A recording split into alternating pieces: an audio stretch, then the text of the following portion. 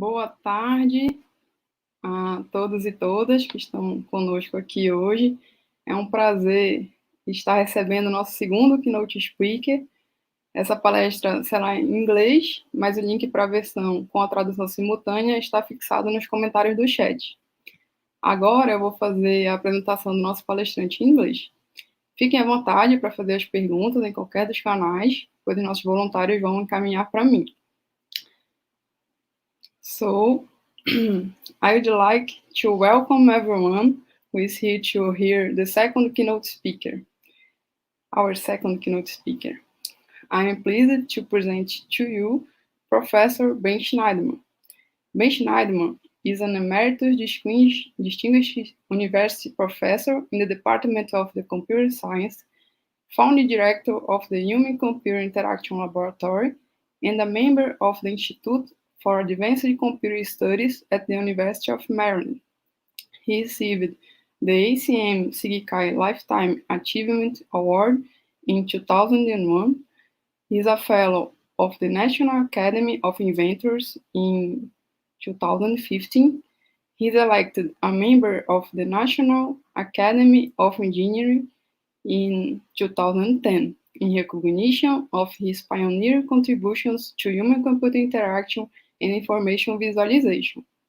His contributions include the direct manipulation concept, which led the clickable highlighted web links and the ubiquitous touchscreen keyboards on mobile devices, dynamic carry slider for data exploration, and a patent for photo tagging.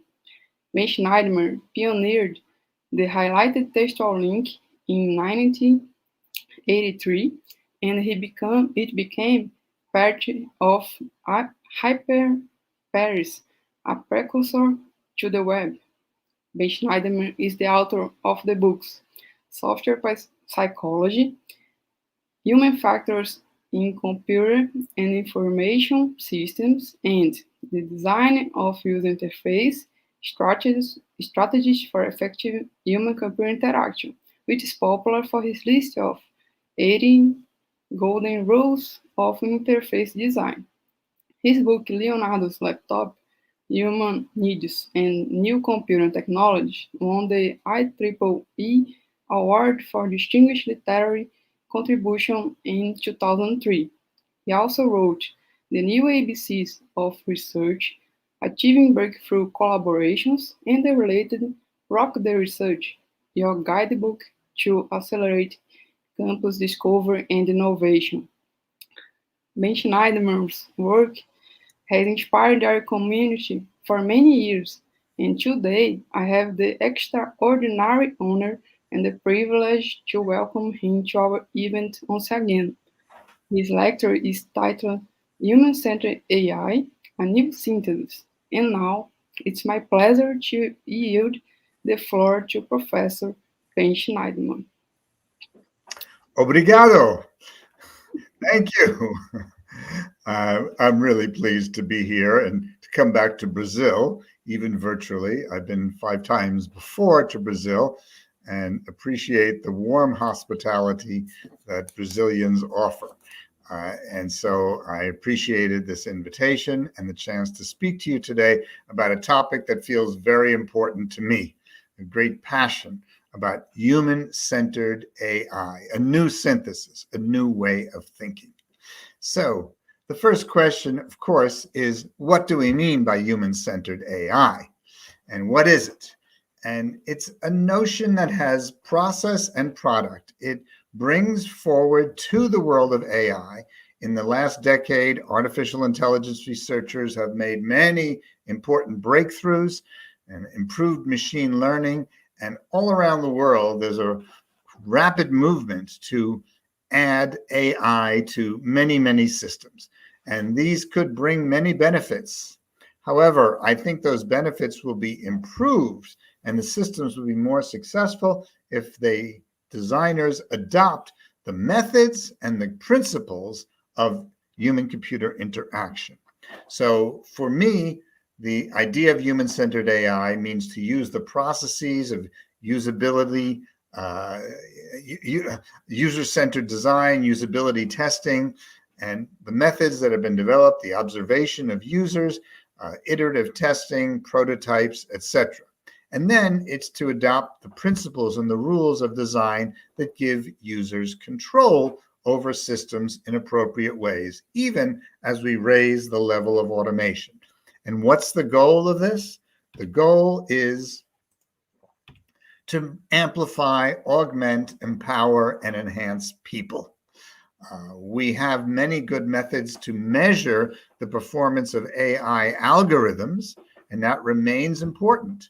But in addition, we need to measure the performance of the people who use the programs that contain these algorithms.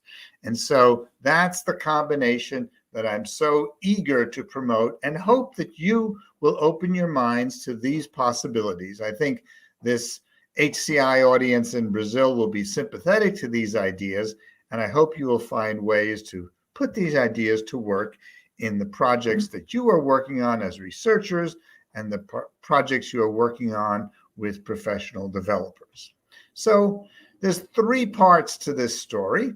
The first one is the Hci Framework, and it begins with a certain philosophy about how do we think about people working together and people using technology. And so I go back to the idea of levels of automation that was first expressed by Tom Sheridan in 1980. And he said that there were 10 levels of automation, from full human control to full computer control.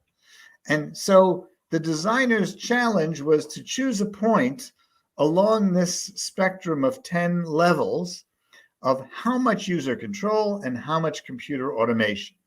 And I believe this idea, and I wrote about it in my first edition of the book in 1986. And that section was called Balancing Automation and Human Control. And that assumed that you had to make this decision: how much control and how much automation. But over the years, I became less and less comfortable with this idea.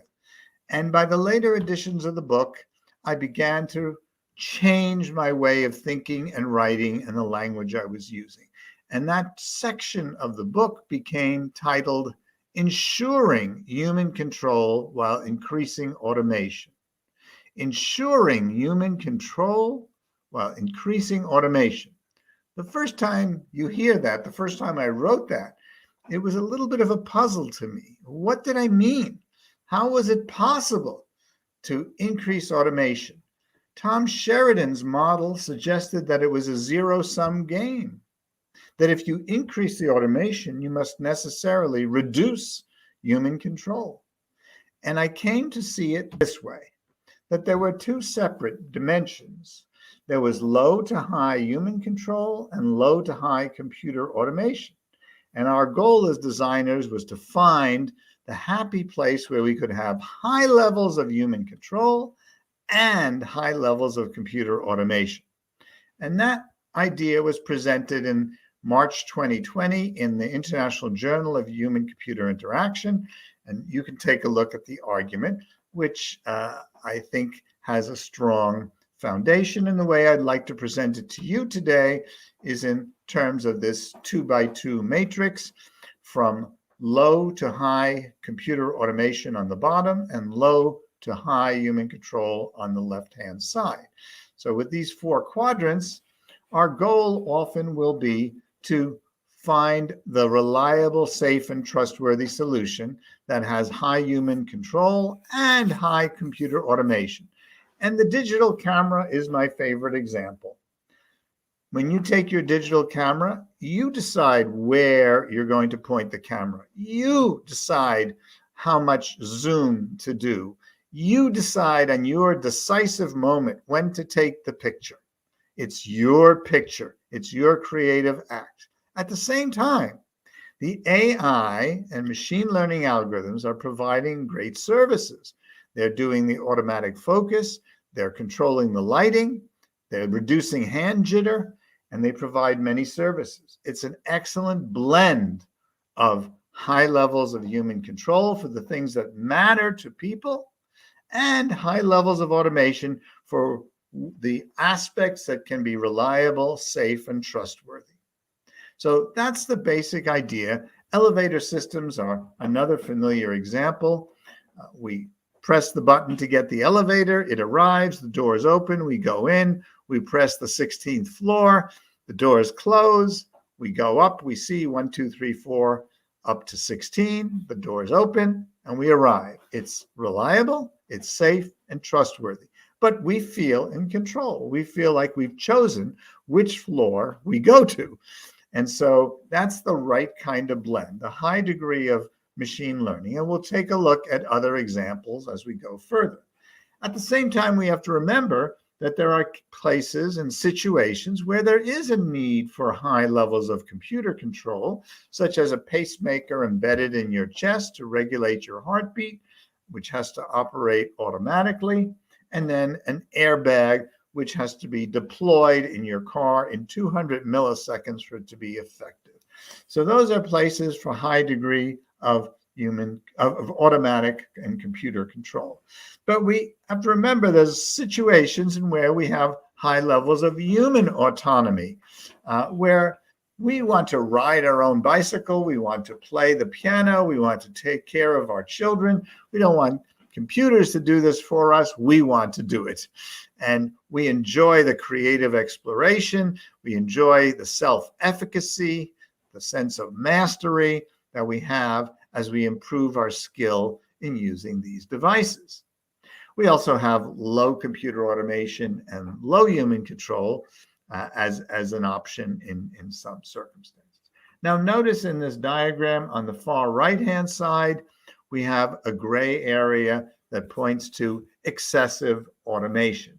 And there's a danger of having too much automation, maybe most clear in the Boeing 737 MAX, which 2 years ago produced 2 disastrous crashes of planes with 346 people dying.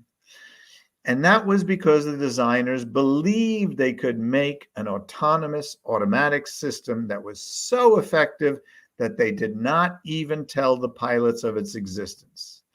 And so the pilots were not trained to use it. There was nothing on their display that indicated that this system was being engaged and put to work. And so when the plane surprisingly tilted downwards, the pilots pulled back 20 times in the minutes before the plane crashed.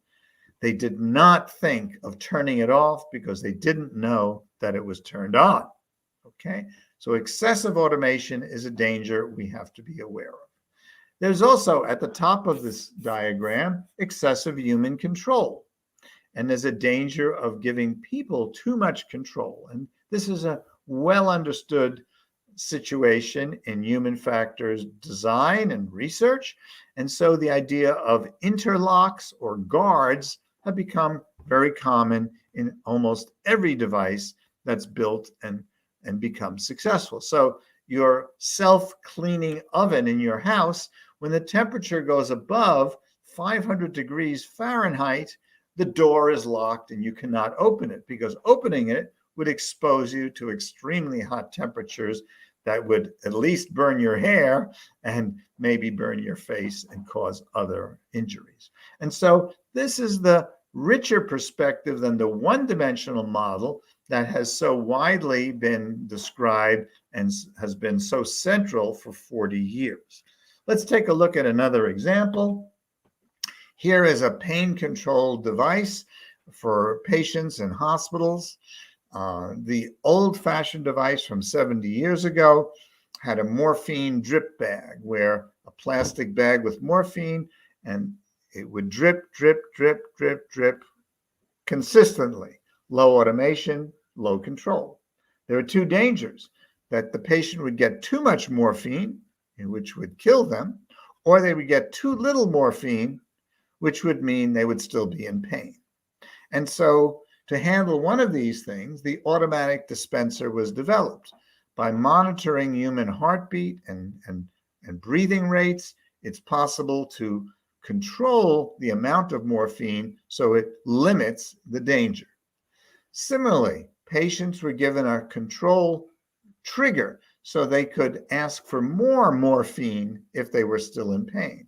But it had a restriction of only 6 times per hour that they could pull the trigger. And so it limited the danger of excessive human control. The general movement now is towards patient-guided but clinician-monitored. A hospital control center may supervise 50 of such devices in a hospital and can track the performance of all of them, see how well they're doing, see which ones are failing, and collect the data that will improve the machine learning algorithms for future cases, tuned to the needs of younger and older patients, of patients of different body weight and different ages. And so we're getting to be a more sophisticated system that will be more reliable, safe, and trustworthy. And that's the idea. Let's take one more example of the design of wheelchairs. The old wheelchairs were very heavy and required a caretaker to push the wheelchairs. It was just too heavy to be moved by the patient themselves. And so they went to robotic devices, which would navigate automatically to the destination, but then the user was no longer in control. Newer wheelchairs were lightweight and hand-powered. Users could move it themselves. They could steer it themselves. And so that led to some creative ideas like wheelchair races or wheelchair basketball. And so new opportunities appear when you give people full control. And the current direction is motorized, joystick controlled, teleoperated, and programmable ones. And there may be a central control center which collects performance from hundreds or thousands of wheelchairs and thereby has the data to improve the next generation of wheelchairs and provide better maintenance for the existing wheelchairs. So that's the framework that I hope you can think about to understand that there are at least 2 dimensions to the design problem, that you can have lower-high computer automation and lower-high human control. Some people have suggested, well, maybe you need 3 dimensions or 4 dimensions. And yes, I can see quite easily how a 3rd dimension might give us new design principles, and we might look for those applications that were lightweight recommenders like movie or restaurant recommenders.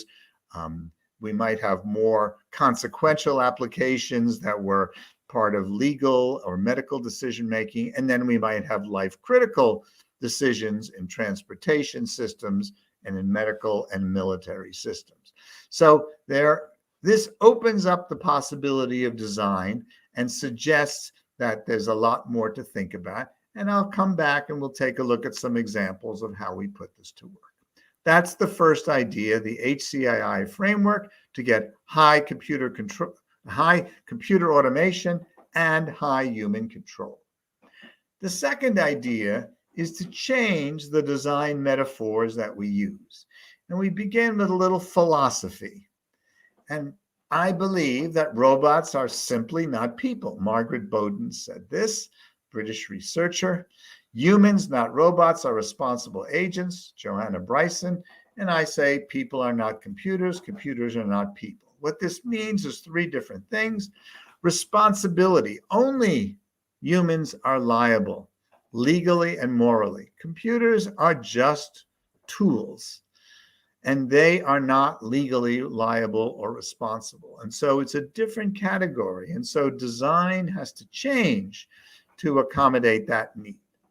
The second issue is if you think of computers as being like people, and you design social robots and you design machines to be like people, you may forget that computers have sophisticated algorithms, huge databases, superhuman sensors, information abundant displays, and powerful effectors. And so I would like to see that more attention be given to the distinct features. And I want computers to be different from people because they're just a different category. They're not in the same category.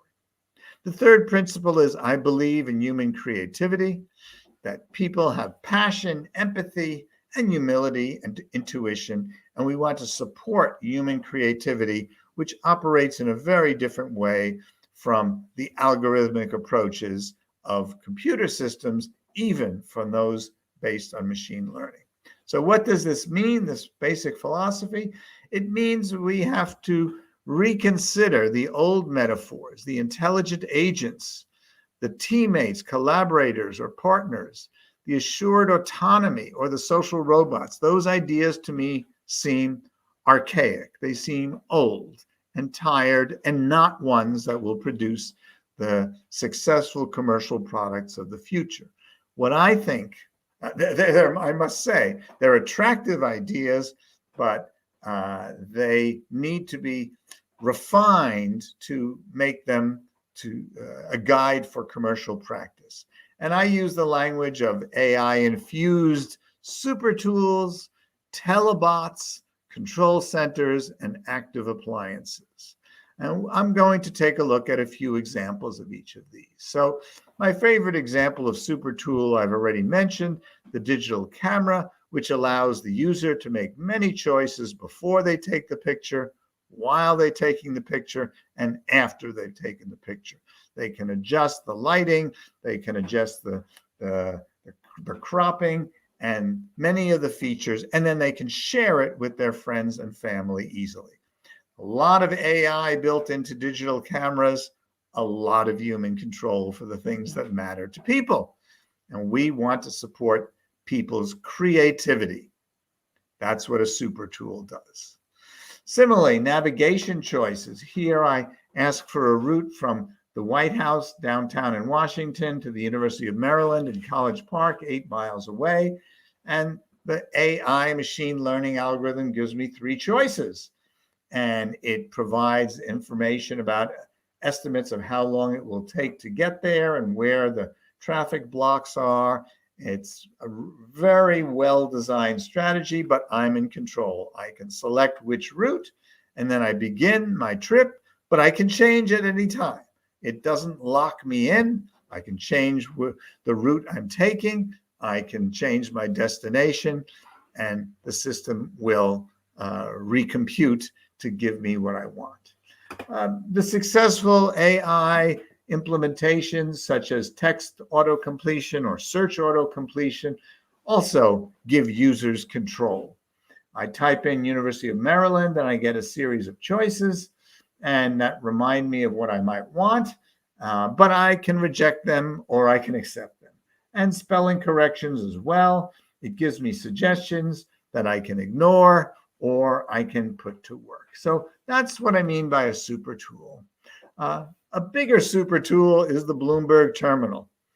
Bloomberg News every day takes in 1.6 million articles and using AI and natural language processing, organizes, clusters, and presents the data in an orderly way in this information abundant display that has tiled, not overlapped windows, organized by the user for their specific needs in a spatially stable configuration. So simply a glance of the eye lets them get the information they need to guide their decisions.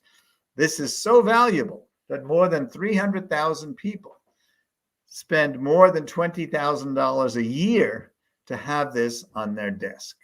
That's the benefit of excellence in super tool design. And I think we'll see more such super tools. We're seeing Bloomberg-like terminals for medical decision-making and for many other application areas.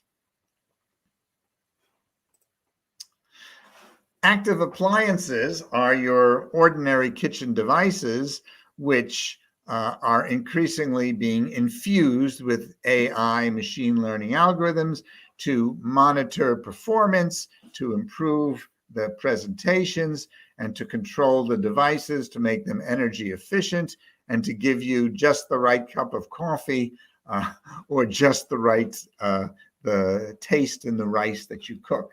Similarly, your dishwasher, clothes washers, and dryers are all becoming AI infused so that you have better control over the systems and that they can be more efficient for your use. And of course, the Google Nest thermostat, the Roomba, for cleaning homes. All of those are further examples of the way active appliances are getting AI additions. Security systems, heating, ventilation, air conditioning are all getting to be AI and machine learning based, and that's going to improve performance and make for a better environment. The medical case, I described pacemakers as being autonomous before, but they're becoming user-controlled. The pacemakers are now operated by the patient, who can, on their cell phone, control the pacemaker. And then the manufacturer, Medtronic, can monitor thousands of these devices, collect the data on the performance, and use better machine learning algorithms to improve the performance for users, and also detect when they are beginning to fail and when they need to be replaced. So that is the new strategy, to shift to a balanced and distributed and shared approach to systems that gives human control as well as high levels of automation. We hear about the Mars rover as being an autonomous vehicle on the surface of Mars. And yes, it's autonomous in that it can avoid obstacles, avoid precipices. It can adjust the solar panels to point to the sun, can adjust the antennas to point to the right position. But still, NASA has a control room with about 80 people who operate this device. And they make the plans for what it's to do and where it's to go and what experiments should be run. They deal with failures of the device, with dust that collects, with problems that arise, and they deal with opportunities that arise. When something unexpected happens, they can change the plan for the robot because they see the opportunity. So human creativity, responsibility, and flexibility are supported by this design as well. The surgical devices are also best seen as telebots. And the manufacturer, Da Vinci, says, robots don't perform surgery. Your surgeon performs surgery with Da Vinci by using instruments that he or she guides via a console. So the surgeon can make small incisions, and then these devices get placed very carefully and precisely deep into the human body and can make precise changes and cuts and do the things the surgeon needs to do with minimal or reduced invasive principles. So that's a bright future that I think we'll continue to see, human control of telebots. Control centers, I've mentioned already here, a hospital control center that supervises the intensive care units and many devices, emergency dispatch, and so on. And that's what increasingly we see, even though machine learning is helping to do all of those processes. Other control centers like this one reflect the idea that I've said of information abundant displays, of people working together, collaborating, and being able to work successfully to get the data they need to make rapid decisions, even though there's a great deal of AI and machine learning working in the background. So that's the second strategy. And the third one is the governance structures. Any system sufficiently powerful, such as AI and Hcai systems, human-centered AI systems, needs to have structures that are socio-technical systems. And in my understanding, I see 15 recommendations at 4 levels. The first level is the team of software engineers of 3, 4, 5, or 15 people who work together to create the AI programs. Teams, though, there may be many teams within an organization, a company typically. They may have 20 or 30 teams. And within the organization, there should be consistency across teams and a safety culture that's demonstrated by leadership commitment, proper hiring and training, studies and analyses of failures and near misses, internal reviews of problems, and then adherence to industry standards. The next oval is the industry, which may have many companies in it, such as transportation or medical industries, manufacturing, electronic commerce. And here we need trustworthy certification by external reviews. And the key idea is independent oversight, which could be provided by the auditing firms, KPMG, Ernst & Young, PricewaterhouseCoopers, Deloitte, and others all around the world do auditing of financial data, but they're beginning to move into auditing of AI systems, and that's a good thing as well. Insurance companies will play a role. They've been very effective in the building industries, in medical, and in transportation. But the challenge to insurance companies, in the automobile industry at least, is what should they do about setting premiums for self-driving cars? Should cars like the Tesla Autopilot have higher premiums or lower premiums? And you might start by saying, what's the data? I wondered how many deaths there were and accidents from Tesla cars. There's a website called tesladeaths.com. tesladeaths.com. If you go there, you'll be surprised to find, as I was, that when I last checked, there were more than 200 deaths with Tesla cars. Not all of them were on autopilot. In fact, we don't really know. The information was collected from newspapers around the world, and so we don't have a complete set of knowledge. Tesla tells us that their cars are safer than regular cars, but they don't make that data available for us to understand and study on our own. About a month ago in the United States, the National Highway Transportation Safety Administration began an investigation of 11 crashes of Tesla cars while on autopilot that crashed into emergency vehicles on the road or on the side of the road. So these would be ambulances or fire trucks or police vehicles. And this investigation will help us better understand what went wrong. Why is it that these Tesla autopilots drove right into these emergency vehicles, in one case, killing one of the policemen? So that will be another way in which we begin to understand. And that kind of independent oversight from government agencies and from insurance companies and from auditing firms will help a great deal to improve the reliability, safety, and trustworthiness of human-centered AI systems. That's what I see as the future. There's too much to discuss in these 15 recommendations.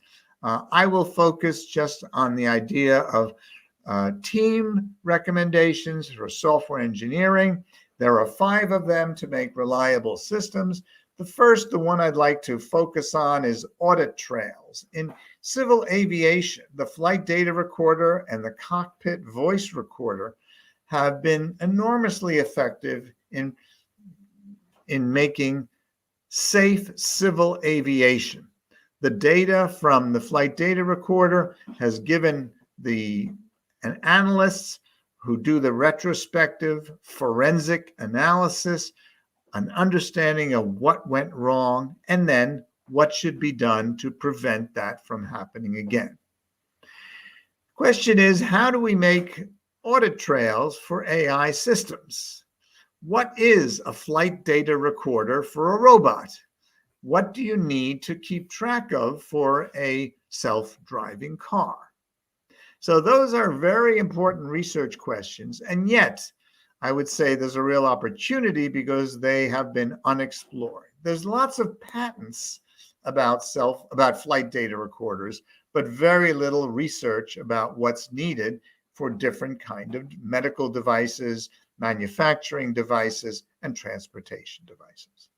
A related idea is incident reporting systems. So the partnership on AI has launched a website called AI Incident Database, and it allows public reporting of problems with AI systems. And they've already collected more than 1,000 reports. And you can go to that webpage and search for self-driving cars or medical devices and find out the kind of problems that have occurred in different systems. We need more of that. We need more ways to collect the data to find out what went wrong so that we can make sure it goes right the next time. But I'm going to focus mostly now on explainable user interfaces. This to me is an important idea, and the key idea is to have ways in which when a user gets a recommendation or a decision from an AI system, that they can ask for an explanation. This right of explanation was guaranteed by the European GDPR regulation, which stipulated that users could ask for an explanation. This triggered a great deal of innovative research about how to do this. And the arguments generally went between local decisions and local explanations versus global. Global meant to explain how the AI system, the neural net, the machine learning worked.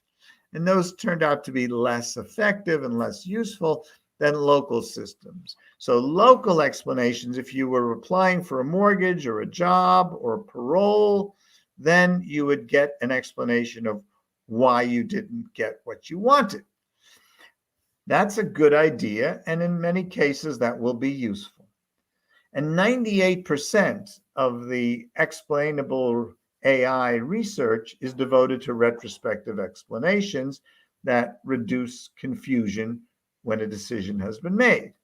But I suggest there's a better approach, and the new goal is to prevent the confusion and surprise by better user interfaces, what I call prospective user interfaces that are interactive, visual, and exploratory. Let's take a look at a simple example.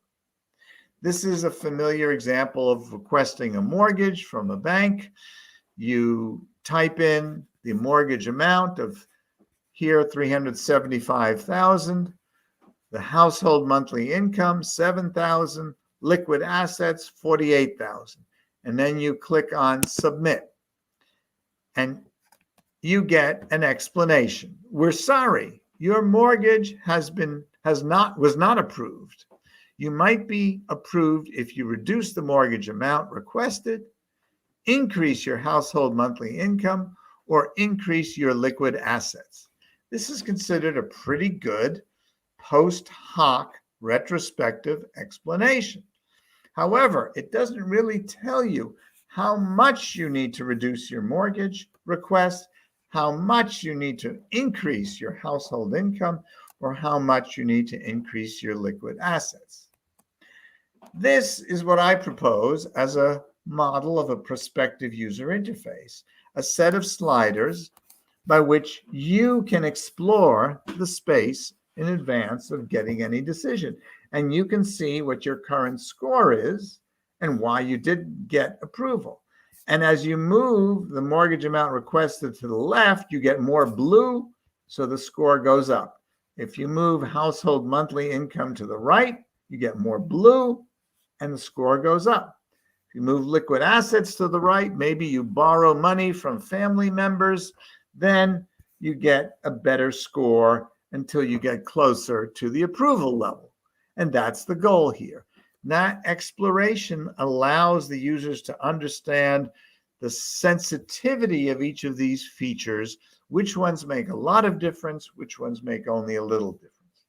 I know that this is a simple example. Real problems have many more variables. It's much more complicated, but this is the idea I propose to you. And I've seen several bank systems that begin to move in this direction of giving you feedback about what your score would be as you change each of the variables.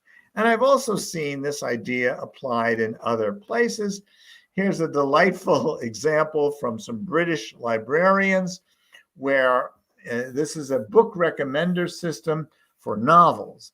And you get to choose 4 sliders and move them along. So you can choose from funny to serious, from beautiful to disgusting, from no sexual content to explicit sexual content, from optimistic to bleak. And as you adjust these sliders, the cover images change immediately. And so you know exactly why you got that recommendation. Okay? There's no confusion. You generated that result. You were in control. A lot of automation, but you are in control. And this idea is applied in newspaper recommenders where you may have sliders for politics, sports, and entertainment. And as you move the politics slider over, you get more stories about politics. Or if you go sports, you get all the sports stories that you want. So you understand how the recommender works and you're in control. And that idea has been spreading. This music recommender system uses 5 of the 14 attributes in Spotify: acousticness, instrumentalness, danceability, valence, and energy. And then as you move these sliders, the recommendations change immediately. Okay. The OECD's ratings of countries for Better Life Index also uses these kind of sliders to guide you in choosing and understanding the different ways of life in different countries. So that's the story here. Those are the 3 parts. And to summarize, I want to remind you that the first part is the 2-dimensional model, which lets you think about new ways of designing.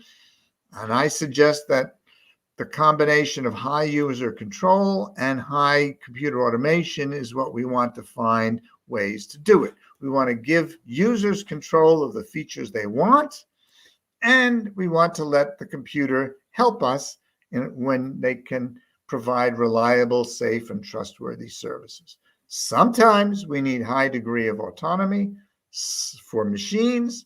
Sometimes we need high degree of autonomy for people. We have to understand which situations we are working in. And we have to remember the dangers of excessive automation and excessive human control. Design is a challenge. It's interesting. It's fun. It's creative. The second message to you today is to change the design metaphors, to move towards the idea of AI-infused super tools, telebots, control centers, and active appliances. Those terms will guide you to the right kind of designs and the right principles. The third message is we have to think of AI systems as being part of a large socio-technical system. So we have to manage not just the technical parts, but the organizations, the industries, and then government regulation and intervention where that can be helpful. You can read more about it. These 3 ideas are described in 3 papers that were published during 2020. And my webpage of HCIL does have human-centered AI as a page where all the information is, including the table of contents and information about the book that I've completed about this topic that will be published shortly by Oxford University Press on the topic of simply human-centered AI, how to build technologies that let people work together and support their work. Alan Mackworth at the University of British Columbia wrote a wonderful review. He said, "The book is well-structured and a delight to read." Thank you, Alan. "The coverage is comprehensive, but it will be controversial." And I think that's true. I know that my position is still a minority one, but many people are coming to join the movement towards human-centered AI. We'll see at the forthcoming December NeurIPS conference, one of the main conferences in AI, there's a workshop on human-centered AI. The Dagstuhl workshop in Germany in next June will be about human-centered AI. One after another, we're finding special issues of journals, special parts of conferences devoted to human-centered AI. So that's what I see as the future. My book is organized in this structure. We talk about the ethical issues, the human values, the rights, the human rights, social justice, the dignity for individuals. And the way to accomplish this is by supporting individual goals of self-efficacy, creativity, responsibility, and social connections. We do this by excellence in design that seeks to build reliable, safe, and trustworthy systems at the levels of teams, organizations, industry, and government. The three principles are the Hci Framework, the design metaphors, and the governance structures. We always have to remember that there are many stakeholders. I list a few of them here. We have to think not only about the researchers who are devoted to one aspect of it, but the developers who seek commercial success and have the interests of customers in mind. The business leaders who have to decide on what kind of products to make and how to build them so they're safe, reliable, and effective. Policymakers in government and the users, the vast ocean of users are the people we need to succeed in using these systems. At the same time, we have to remember the threats when we build human-centered AI, the malicious actors who would misuse the system for distributing misinformation, for spreading hate, and for inspiring violence and terrorism. These are dangerous forces. It won't be the algorithms that do it. It will be those who use the algorithms in adversarial ways. We also have to understand the bias in the data and the bias in our thinking. And we have to recognize and take the sense of humility that our software could be flawed, as we've seen again and again. So that's the structure for the book.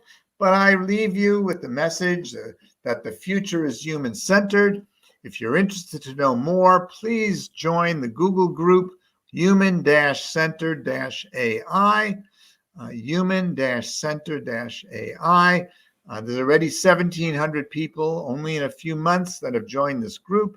And I send out once a week a notice to these people that covers the current issues and some further thinking. Comments come back to me, but there's only one email message per week. So please do join. And if you do so in the next hour or two, I'll be sending out the next note in a few hours from now.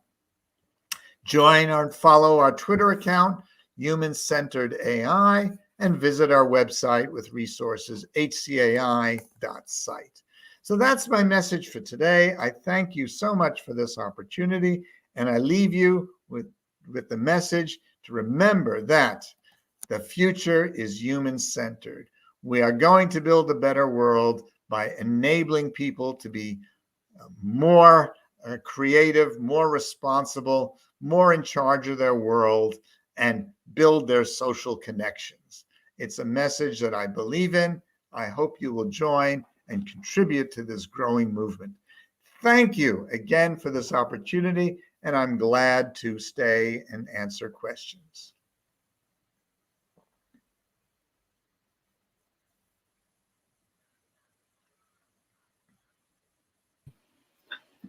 Thank you, Professor Ben Shneiderman, for your talk. We are very happy to have you here today.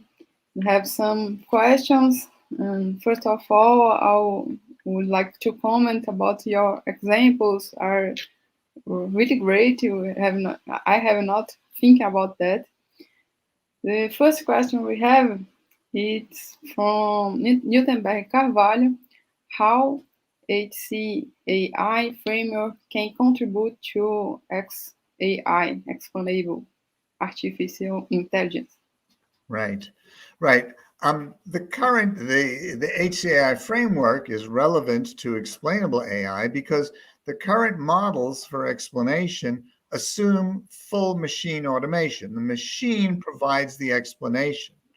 But I'm suggesting the approach is to allow user exploration. Give them the controls, the sliders, the buttons, the selectors that let them understand and explore how the model works. And that way you can avoid the need, you can prevent the confusion. That's the lesson we learned 30 years ago from knowledge-based expert systems, where post hoc explanations were not successful. And the rule-based systems that followed walked users along step by step in how a decision was made. So they understood the process at every point. And that's what Amazon and most e-commerce systems, they walk you through the process, for example, of checkout. And there's a step-by-step 4 stages to make a purchase and to get it shipped to you. And so by working step by step with the user in control, enabling them to go back and change their answers and explore the alternatives and ask questions along the way, that becomes the successful model. We're beginning to see those built and being tested.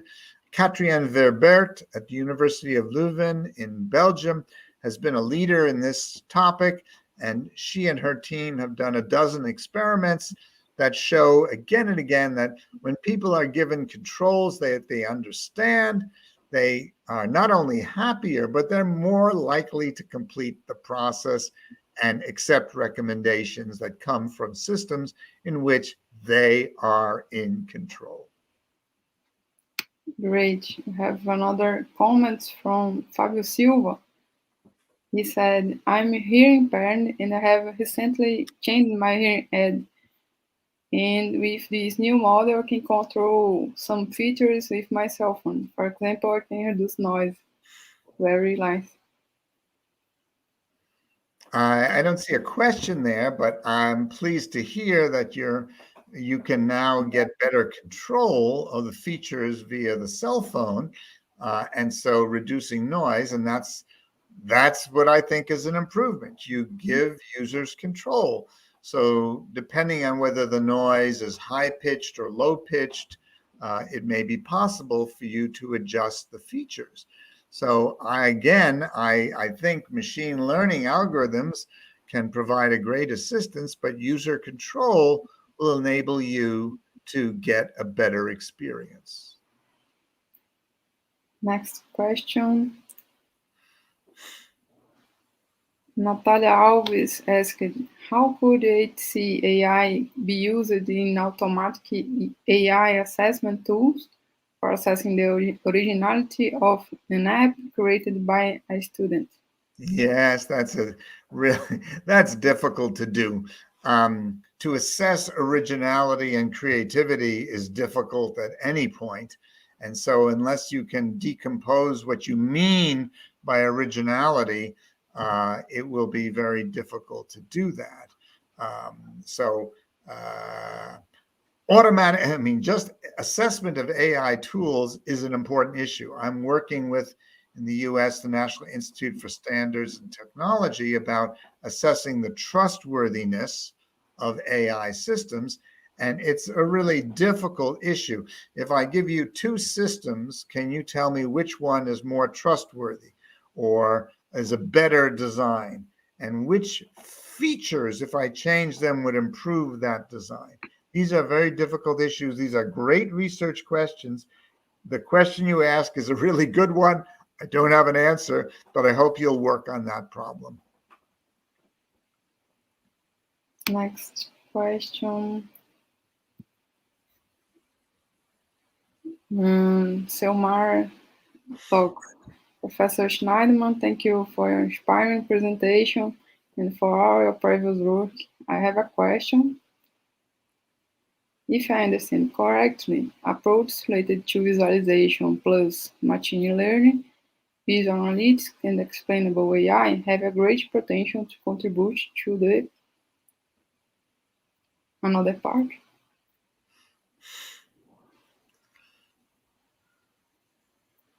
I agree. High computer, high. Yes, you are right. Visualization for me is a really important process. Fernanda Viegas, Brazilian woman who studied at MIT, works at Google, has shown wonderful results that if you add visualization systems, it helps the machine learning programmers to better understand their own systems. Visualization is a very powerful tool that, when designed correctly, helps enormously. It gives our eyes, our minds, a powerful telescope or a microscope to understand the world of AI. And so, yes, I believe very much in adding visualization. There are recently some very good survey papers that study maybe 300 papers that have been done about visualization and machine learning. It's a fast-growing topic. There's a lot to be done. There's a lot of improvements to be made. Yes, bravo. Next question from Jean. Thanks, Professor. Do you believe that the main challenge for autonomous car manufacturers is the balance between human control versus computer automation? Do we are talking about responsibility and car manufacturers always say the definition like a human passenger is not required to take control of the vehicle at any time, nor is a human passenger required to be present at the vehicle at all. Okay, well, could have a whole talk about self-driving cars. I prefer if they were called safe driving cars. And I complain that the Society for Automotive Engineers talks about levels of automation very much in the way Tom Sheridan did in 1980. The Society of Automobile Engineers has 6 levels, 0 to 5, which go from full human control to full computer automation. Again, the wrong idea. They need to look specifically, feature by feature, which features can you automate? So features like lane following and collision avoidance are aspects of self-driving. Those are very beneficial. And the Institute for Highway Safety, which has studied these methods, shows that collision avoidance, which prevents you from running into the car in front of you, will reduce the most number of accidents, but those are usually not deadly. Lane following prevents more deadly accidents. So one by one, the features can be automated. Now, you talk about whether you could have a car without any passengers at all. Yes, but then a control center should be in charge and supervising what happens.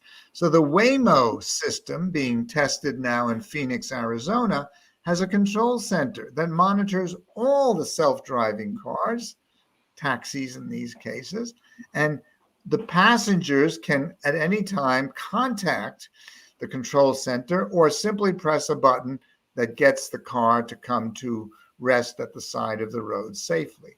So there are more choices to make if you open your mind. We could have a self-parking car. I'd like that. That's something that's a lot easier to think about. We might have garages that only allow self-parking car. You drive up to the garage, you step out, and then your car goes into the garage, finds a place to park, it parks. And when you want your car, you call it and it comes back, and then you drive your car. So some aspects, if we look at feature by feature, what is it that we can automate is a much better way to think about it. And again, my message to you is, first, let's build safe driving cars, and then we can talk about self-driving cars. Next question is from our dear Professor Simone Barbosa.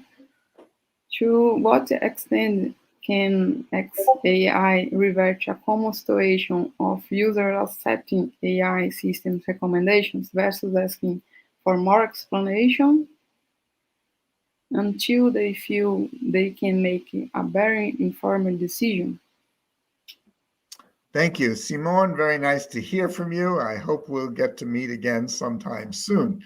You've been a very important contributor, not only in Brazil, but all around the world in your efforts in Hci.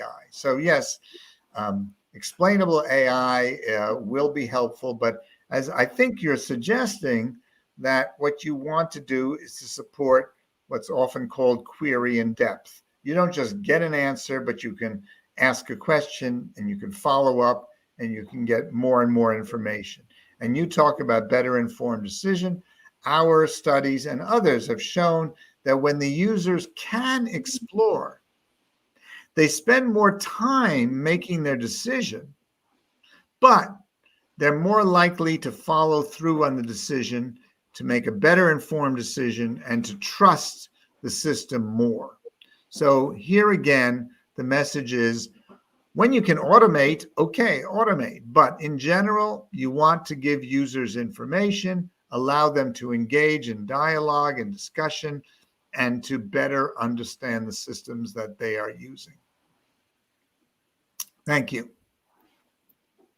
Next question. It's from Professor Raquel Prats. Hi, Ben. Welcome back to Brazil. Thank you for a great talk. Thank you, Raquel. Nice to hear from you.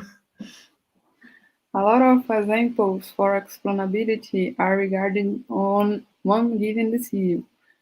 Can you talk about how you see explainability would play a role in a tighter connection human-computer process? Next. For instance, if your phone is making decisions which calls it will put through or considering what are doing in a given moment, as a secretary would. Right. I mean, another factor in the design space is the speed of reaction needed. And so that also determines how much information you can be presented to the user and how quickly a decision can be made. There are situations where performance must happen in milliseconds, and so they must operate rapidly. So in airplanes, the jet engines make thousands of decisions every second. They must operate automatically. But the pilots are watching what happens, and they make decisions at the rate of every few minutes. And so they get to monitor, and they make it at a different level. And the managers of the airplane company make decisions over a period of hour of delaying planes, canceling flights, diverting to other airports, choosing different routes. And then further along, those who do the maintenance and supervision have decision time frames over months. So the situation you're describing of letting your phone decide which calls to put through is something, as much as possible, you should be able to choose and control these. But you may set out a set of guidelines as to which calls which calls the phone should prioritize. Maybe from your family members should get high priority, and maybe from people on your contact list should get the next priority, and people outside your contact list should be further away. So I would like to see systems where users can control what the algorithm is. I think that Facebook, in its newsfeed algorithm, has about 120 controls for users, but they're not that well designed and they're quite deeply buried. So most users don't even know that they can make some controls over those systems. And so we have a lot to learn still about how to design the controls to give users the right kind of features. If you look at mature technologies like automobiles, there's lots of controls, but we come to know we can adjust the seat, we can adjust the heating, we can adjust the loudness of the radio, we adjust the mirrors. We expect to adjust all these things. That's what it should be for every device. We should have easy controls that let us adjust, take control. Those systems that try to adjust the seat for you automatically, or the lighting or other things, they just didn't work out as successfully. People need to be in charge of their own world. Thank you. Next question. We are finished, so we have 2 more questions because our time is gone. Gabriel Barbosa asked, thank you for your talk, Professor Shneiderman, regarding audit trail. In addition to have data about system functioning, Thank you very much. How could we tie specify incidents to the design decisions that led their occurrence? What level of documentation do you believe would be necessary? Well, as I say, it's different for every system, for medical systems, for self-driving cars, but that is a very important research project. What do I need in an audit trail? What do I need in a documentation? In the last 3 years, the rise of data sheets for data sets, of model cards, and IBM's documentation methods have shown that the industry is moving towards the idea of documentation, but it's still an open question of what kind of documentation is necessary. You've got the right question. That's one of the research issues that this community could take on. Thank you again. I appreciate this day and the time to have discussions with you, and I hope there'll be future opportunities. So we're gonna finish here. Thank you everyone to the presence, and thank you the Professor Ben Shneiderman for your presence with us. We are very happy to have you here, and we are gonna use your talk on our classes and explain this video to our students, and have this opportunity is very important to us 20 years after your first visiting of our event. Thank you so much. Great. Thank you, Marcel. Thank you, the whole team, for making it possible.